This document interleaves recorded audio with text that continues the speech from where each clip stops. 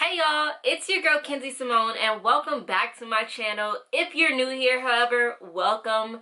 Please make sure that you go ahead and subscribe and turn on my post notification bell too. Cause trust me girl, you don't want to miss any other videos that your girl got coming your way. So y'all, today I'm going to be talking about the 10 best purchases that I've made so far in my 20s. Now, I know you're like, girl, you're literally only 23. I know. But I've made some pretty good purchases thus far, and so I just want to share them with y'all. Alright y'all, let's go ahead and jump right into this video. Oh my god, it's Kenzie. Kenzie. It's Kenzie Symone. My number one purchase thus far in my 20s has been this camera that I'm on right now. It's a Sony a5000. I know it's a little bit old. I purchased this when I was 20 because I was really serious about getting my YouTube career off to a great start, and I felt like I didn't want to only be filming on my phone because I thought that the quality could be better here. I believe that the quality is better, and I don't know, it's just really fun, like feeling like a real YouTuber or a real vlogger, having the tripod, having the whole setup. This camera was only about $500 and it did include both the camera and the actual lens that I'm using right now. Now with the Sony a5000, you are able to do exchangeable lenses. So if you wanted to do an additional purchase for a different type of lens, if I decided that I wanted to expand maybe to photography or anything like that, then I was able to with this camera, and that's why I decided to go with this one. The other one that I was looking at was the G7X, which was super duper popular at the time when I was buying this one, and I just decided to go with this one simply because of the interchangeable camera lens. So the first thing that was one of the best purchases in my 20s was, like I said, this Sony a5000. The next best purchase that I've made in my 20s has been my iPad. Now, I actually didn't make this purchase myself. My parents did get it for my 23rd birthday, but it's kind of like a purchase, right? Sorta, a little bit. My iPad, I literally use it all the time. My business has gone completely virtually, so I literally do everything on Zoom and just on the computer. And with my iPad, I did get where you don't only have to be on Wi-Fi, you can use it going down the road. So I literally can use it all the time. I use it for things like Zoom, obviously being able to work on the road, and as well as because it's so compact, so it's easily transportable. I do still use my laptop, I do still use my desktop, but just being able to be on the go, not really traveling as much, obviously because of COVID, but just like if I'm running errands out with my mom, I'm able to just throw my iPad in and still be able to work on the road. So my iPad, and especially having the Apple Pencil going with it, top tier. You're able to easily edit, you're just able to just do everything so easily. It's almost kind of like having a mouse on a computer, so I love it, 110% recommend. The third thing is my college experience. Now, I know, listen, trust me, I know nowadays you do not have to have a college degree in order to get a good job. As long as you really have drive, that's all that you need. So honestly, I've always used to say, don't go to an expensive school. Like, you're literally just wasting money. You're going into all this thousands of dollars in debt. And if that is your case, do not go to school. If you don't have a scholarship, do not go to an expensive school. Like, I definitely don't think that it's that worth it to get in a tremendous amount of debt. However, for me, was very blessed where my parents were able to put me and my 3 sisters through college, and we are completely debt free. So my college experience, in my opinion, was totally worth it. I went, of course, to the best university in all of the world, the University of Miami in Coral Gables, Florida. And I'm not necessarily talking about the college education that I'm paying for, even though, you know, it's top tier, right? It's private still, okay? It was worth it, but just the experience, the friendships that I made, the leadership I was able to developed within myself just by taking on different roles, different leadership roles, different volunteer roles, and just being in a new community, being able to grow in a totally different state from anybody, you know, in my family. And so definitely the college experience. That was a good buy. My fourth thing is my Roth IRA. Y'all, let me tell y'all this. I actually started this purchase when I was 18 years old. You should start saving for retirement as soon as possible.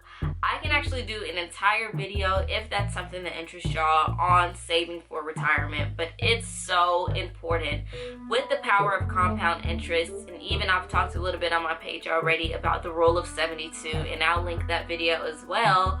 But just understanding that you need time for your money to be able to double, triple, and quadruple, and so on and so forth. And the earlier that you start, the more time that your money has to grow and the more money that you'll have in retirement. So in order to start a Roth IRA, all you need is some sort of income. I've been working since I was 16 years old.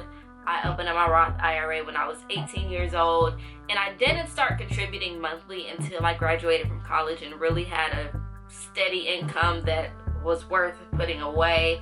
But I mean, obviously, as long as you have money coming in, you can definitely start your Roth IRA. But always, even if you work a job, always still have something outside of your job that you're contributing to. So my Roth IRA, it really should have been like number one on this video, but these aren't in any particular order, but definitely my Roth IRA. And to go off of that one, number 5 is my bond account. So I know people are always talking about, oh, like, save for your future, save for your future. And a lot of times when we say that, we think about the long-term future, right? With retirement and things like that. But what about things that you're saving for in the near future? So in particular, like if you're saving to buy a house, or if you're saving to buy, I don't know, mine is for a house, so that's why I use that example. Then you don't necessarily want your money sitting in a bank because you're earning like 0.01% on your money.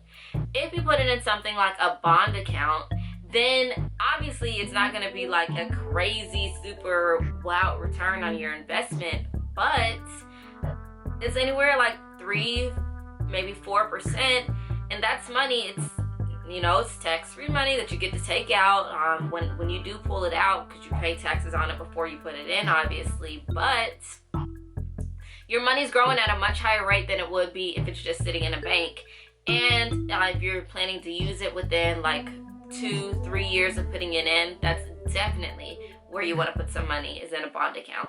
My 6th best purchase in all of my 20s. Now again, y'all, these are in no particular order. I'm just throwing them out there. But it was my study abroad travel. So I studied abroad going into my senior year of college in Berlin, Germany, as well as Amsterdam, the Netherlands. And honestly, the experience again, like life is all about experiences, because at the end of the day, all this money that we have is not going up to heaven with us, okay? All we really get to, like, when you're laying on your deathbed, you like having $1 billion in the bank is not going to do that much for you. But when you can look back over your life and say, you know, hey, I had some great experiences, I loved a lot, I learned a lot, that's stuff that nobody can take away from you. And you just, everyone, if you can afford to have it, you should have it. So definitely my study abroad experience. Again, the education, you can learn that stuff anywhere. Like literally, my parents didn't have to pay all that money per year for me to be in college, or all that money for me to study abroad, but the experience, priceless. Like, it's priceless. My 7th best investment in my 20s was my car. So y'all, let me make this clear though.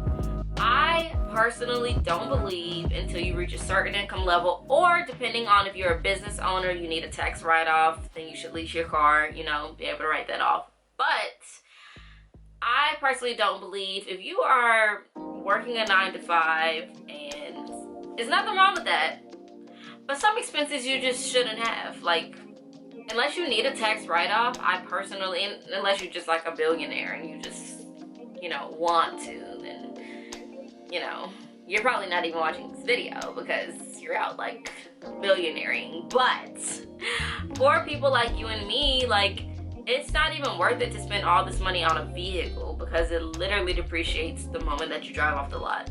I personally suggest pay that car off in full. Like, don't buy new, save up like $10, $15, $20,000 and pay cash for your car all at one time. Now, you're probably like, Ken's, why you flexing, you a hypocrite. But again, I was just very blessed, okay? I did not make, I helped out with my down payment towards my car. So that's why I am considering it as one of my best purchases in my 20s. My parents did help out with the monthly payments. My dad was very like gung-ho on me getting a brand new car. I personally was like, Dad, I can get a used car. Like, it's not a big deal. But this is a car that I'm gonna have for a few years. Like, I'm young Lala, that's my girl. I'm gonna have her around for a long time. So I don't really feel too many regrets about purchasing her. If it was just me and my parents were not paying for it, I would not have purchased her. But since I do have her, since I'm able to keep her for a very long time, and she's just such a great car, very easy maintenance, my car is definitely young Lala. You one of my best purchases, boo. My 8th best purchase, y'all. This is probably actually number 1. Like, it's how I be making money, okay?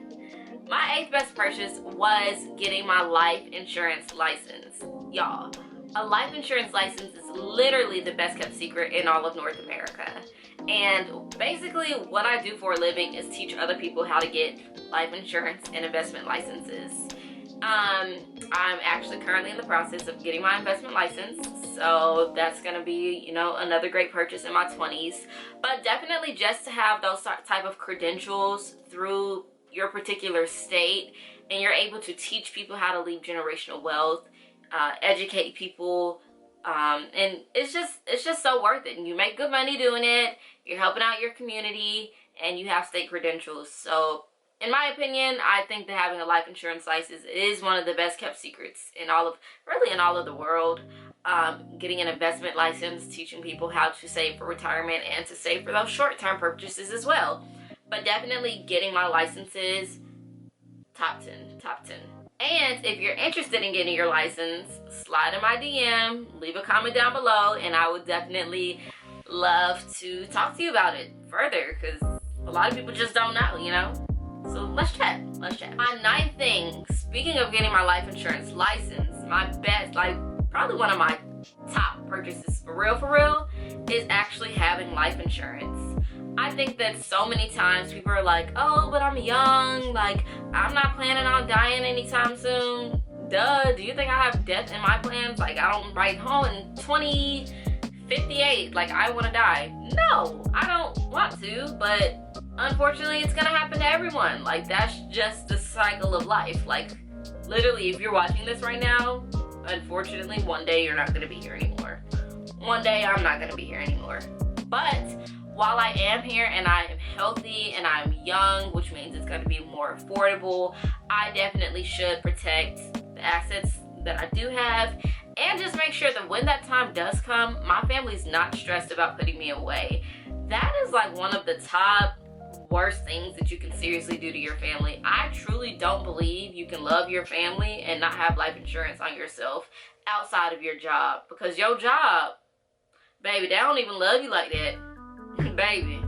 And when you leave that job, that life insurance does not go with you. And baby, you better make sure that you are still healthy when you leave that job if you want to get covered anywhere else, okay? Yeah. But yeah, just making sure that, you know, your family, they're gonna miss you. Like, they love you. Like, I love you, but your family really loves you. And if you're not here, like, please don't make them think about, oh my God, how are we gonna put Sally Mae away? Like, Tyrone, don't make them stress about having to start a GoFundMe because you didn't properly protect yourself. That is your business.